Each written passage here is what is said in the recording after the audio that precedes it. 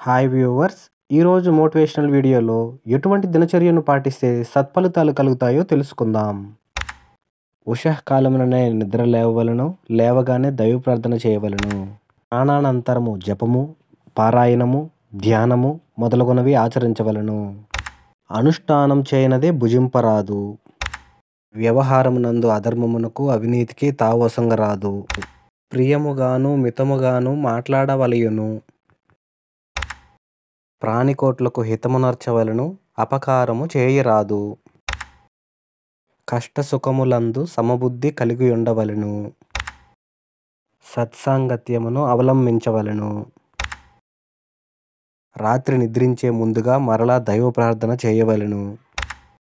చేసిన తప్పులకై పశ్చాత్తాపపడి ఇక మీదట వాటిని చేయరాదు. సాత్విక మితాహారమును సేవించుచు ఆరోగ్య సూత్రములను జాగ్రత్తగా పాటించవలెను. తన నిజస్వరూపమగు ఆత్మను గూర్చి చింతన చేయుచుండవలెను. మీకు ఈ వీడియో నచ్చినట్లయితే లైక్ చేయండి, షేర్ చేయండి. Thank you.